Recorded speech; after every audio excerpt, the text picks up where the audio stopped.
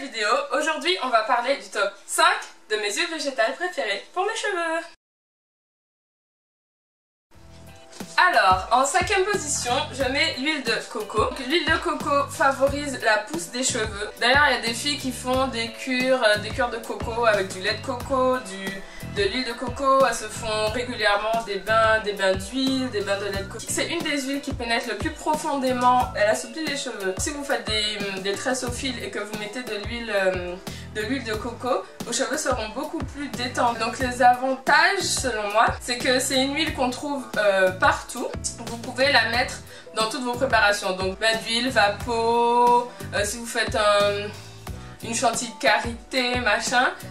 Donc c'est génial. En tout cas, les inconvénients maintenant. Alors c'est une huile qui est vraiment... Enfin, elle durcit facilement, vous voyez là. Elle n'est pas sous forme d'huile. Donc à chaque fois que je vais l'utiliser, il faut que je la fasse fondre et tout. Pour moi, c'est pas pratique.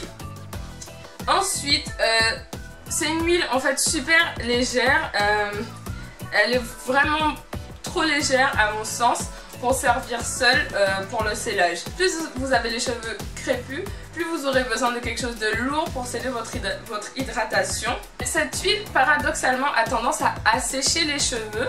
Ouais, si vous avez déjà les cheveux secs et que vous faites un bain d'huile seulement avec de l'huile de coco ou même du lait de coco, vous verrez que vos cheveux après seront peut-être détendus, c'est-à-dire que les boucles seront moins serrées, mais ils seront secs. Dans le sens où si vous la mettez seule pour un bain d'huile, ça ira pas. Après, si dans votre bain d'huile vous rajoutez du miel ou des trucs comme ça, bon, ça peut atténuer les effets asséchants. Ah oui, le prix maintenant, alors moi je l'achète à Yvelan, 2,15 € pour 250 ml, donc c'est super abordable.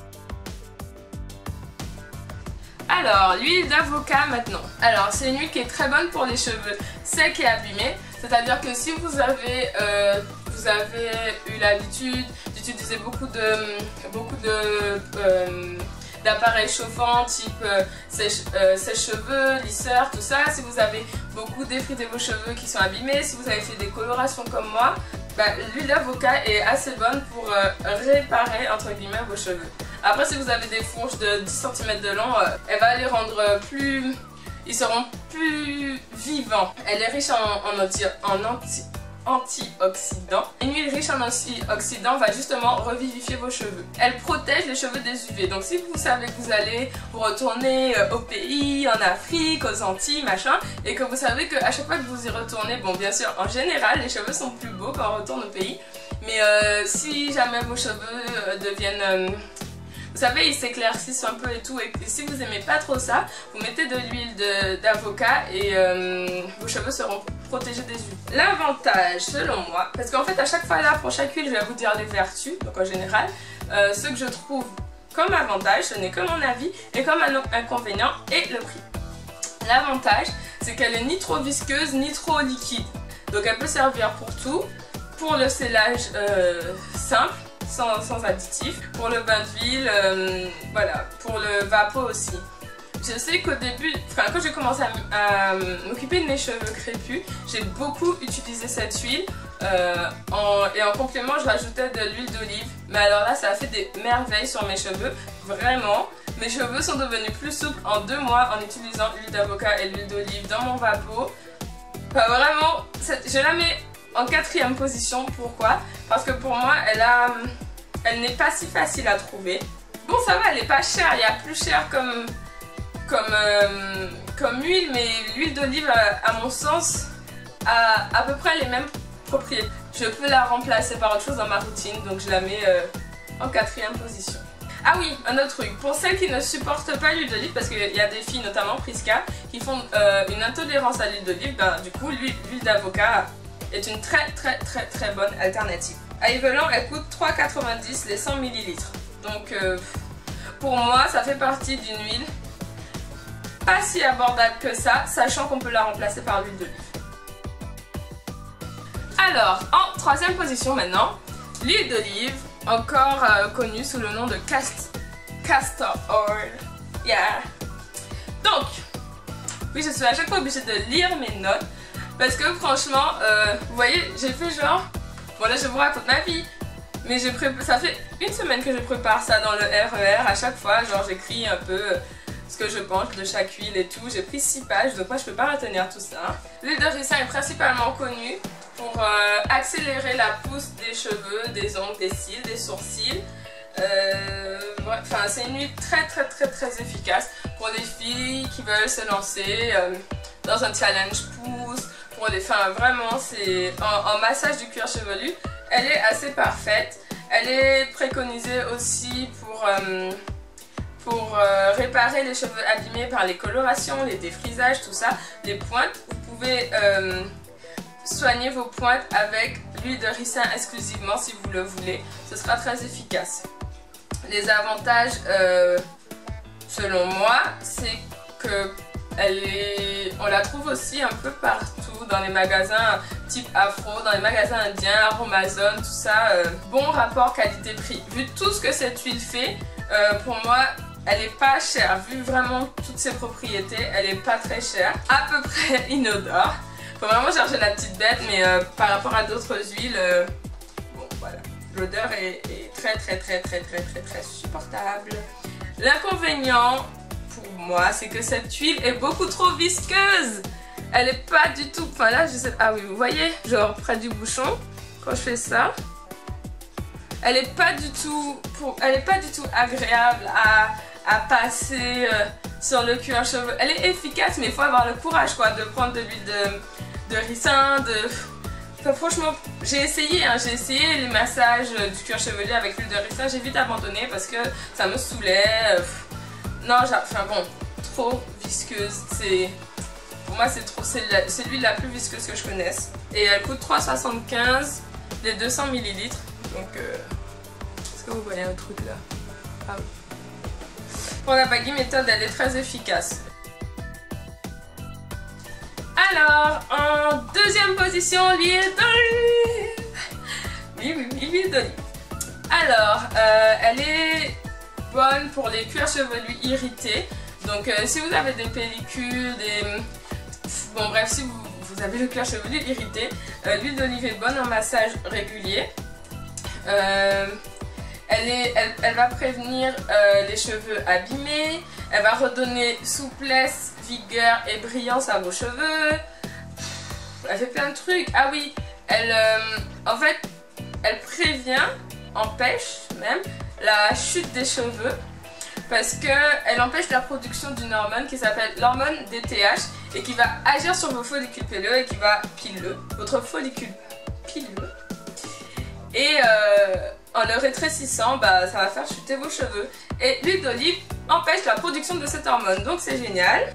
Pareil, elle est riche en antioxydants. Elle est vraiment bien. Pour moi, l'avantage principal, c'est qu'on la trouve vraiment partout. Supermarché, partout, à des prix différents. Du coup, là, je ne pourrais pas vous donner un prix. En tout cas, si vous l'achetez en supermarché, il doit être écrit dessus première pression à froid. Genre là, vous voyez, c'est écrit extraite à froid. Est-ce qu'on voit? Ça fait pas le... Voilà, extraite à froid, première pression à froid, voilà. Ça doit être écrit ça sur la bouteille. L'inconvénient de cette huile maintenant, c'est qu'elle ne convient pas à tout le monde. C'est radical. Alors soit elle va aider vos cheveux, redonner brillance, non. Soit tout le contraire, vos cheveux vont chuter. Pour certaines filles, l'huile d'olive peut faire chuter les cheveux. Priska, ça lui a fait ça. Je sais que Tiamenti, ça lui a fait ça. Peut-être que ça a un rapport avec ce truc d'hormone DTH. Peut-être que bah, sur ces filles-là, ça a une autre réaction, je sais pas. Et au lieu d'empêcher la chute, ben, ça l'accélère. Mais quand je vous dis accélère, c'est... Priska, c'était à base de poignées de cheveux qui s'en vont, quoi. Soit ça passe, soit ça casse. Et en première position, l'huile de moutarde. Oui, c'est vraiment mon huile préférée. C'est mon huile aussi que je mets partout. C'est une découverte. Merci beaucoup Priska. Elle va faire une vidéo sur cette huile de moutarde. Mais j'aime cette huile. En fait, c'est une huile qui est utilisée par les indiennes. Alors, elle accélère la pousse des cheveux aussi bien que l'huile l'huile de ricin, enfin vraiment, vous essayez par vous-même, vous faites, je sais pas, à chaque fois que vous allez faire un shampoing, vous mettez de l'huile de moutarde dans votre soin. Vous verrez les résultats directement. Ou je sais pas, vous faites un massage du cuir chevelu avec l'huile de moutarde. Cette huile est géniale, enfin j'ai pas de mots. Cette huile est géniale. Elle apporte énormément de volume. Elle noircit les cheveux. Donc je sais pas si c'est bien ou c'est pas bien. Pour celles qui veulent avoir les cheveux très noirs, c'est bien. Pour celles qui préfèrent pas, bon. Et elle apporte brillance, elle nourrit les cheveux. Elle convient aux cheveux ternes.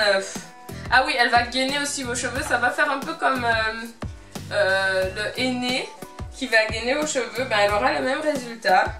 L'avantage, c'est que excellent rapport qualité-prix, vraiment vu tout ce qu'elle fait. C'est un bon seller, pareil. En fait, je lui trouve un peu les mêmes qualités que l'huile de ricin, sauf qu'elle est moins visqueuse. Elle est un peu visqueuse, mais beaucoup moins que l'huile de ricin. Donc pour moi, c'est génial. Pour un challenge pouce encore, elle est vraiment bien. Alors, les inconvénients maintenant. Elle sent très très très fort, je vais pas vous mentir. Cette huile sent vraiment fort. Ouais, franchement ça sent fort. Je sais pas, je peux pas décrire trop cette odeur là, je sais pas. Pour moi c'est l'odeur de l'huile de moutarde. Elle sent vraiment très fort. Et elle convient pas à celles qui ont déjà du volume. Et celles qui n'en veulent pas plus quoi. Et le prix, attention, 1,90€ les 250 ml. Pour moi c'est imbattable. Ah, ils veulent encore. 1€, combien j'ai dit? Ah oui, 1,90€. 2€ les 250 ml. Là, moi je peux rien faire quoi. Je peux rien faire. Le truc est... Trouver un adjectif, le truc est trop bien. Non. Mon top 5 des huiles végétales que j'utilise pour mes cheveux est maintenant fini. J'espère que vous aura plu. J'essaie d'être le plus complète possible, de ne rien oublier parce que en général je fais un peu mes vidéos à l'arrache, comme ça je prépare rien. Maintenant j'ai décidé de préparer un petit peu parce que sinon une fois que j'ai publié la vidéo, je me rends compte que j'ai oublié des choses, je me rends compte que j'ai dit des choses peut-être que j'aurais pu mieux expliquer et tout, donc voilà, mon top 5 est fini. Bisous les filles!